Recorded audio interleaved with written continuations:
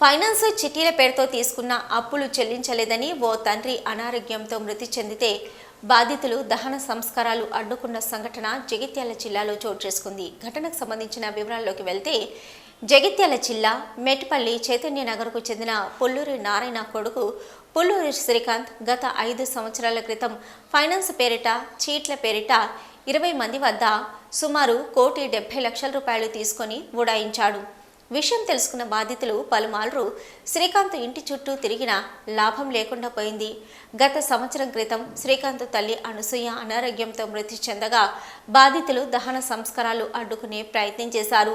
అయితే అక్కడ ఉన్నవారు వారించడంతో వెళ్లిపోయారు. ఇప్పుడు తాజాగా తండ్రి నారాయణ సైతం కొడుకు చేసిన పనికి లోలన కుమిలిపై చివరకు అనారోగ్యంతో మృతి చెందాడు.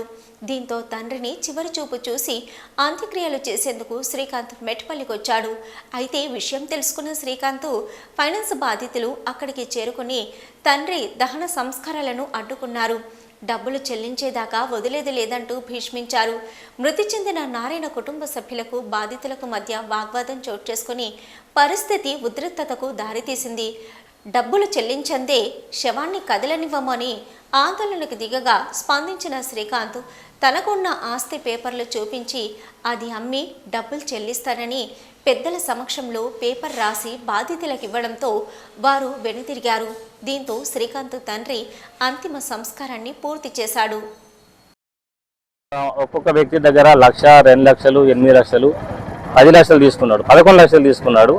ఎందుకు తీసుకున్నా అంటే చిట్టీలు అనుకుంటా తీసుకున్నాడు, ఫైనాన్స్ అనుకుంటా తీసుకున్నాడు. వాళ్ళ అమ్మాయి చనిపోయినప్పుడు ఇస్తానన్నాడు. వాళ్ళ అమ్మాయి చనిపోయినప్పుడు వచ్చిండు, ఇస్తానన్నాడు. హైదరాబాద్ వెళ్ళిపోయాడు, అక్కడ అపార్ట్మెంట్ కొన్నాడు. ఇక్కడ కూడా మెట్పల్లి కూడా ల్యాండ్స్ ఉన్నాయి. అలా మళ్ళీ మన ఇవాళ రీసెంట్లీ 17వ తారీఖు 12/2023 ఫాదర్ చనిపోయాడు. వచ్చిండు, ఫాదర్ని తీసుకుపోతానే వరకు ఇక్కడ మళ్ళీ బాధితులంతా వచ్చి 3వ వరకు శవాన్ని ఆపు చేసినాం. అది డిఎస్పీ గారికి కలిసిండు. డిఎస్పీ గారు ఏం చేసిందంటే సిఐ గారు ఎస్ఐ గారిని తోలేసింది ఇక్కడికి.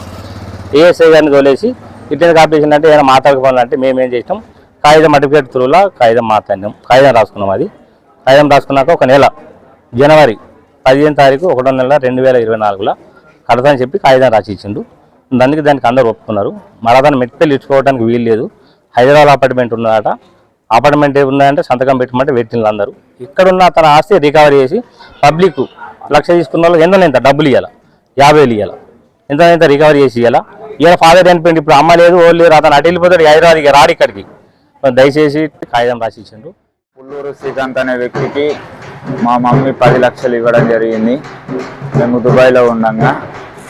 అలాగే వేరే వాళ్ళ దగ్గర కూడా ఇప్పించింది 2 లక్షలు బండి రాజాగంగారాం దగ్గర.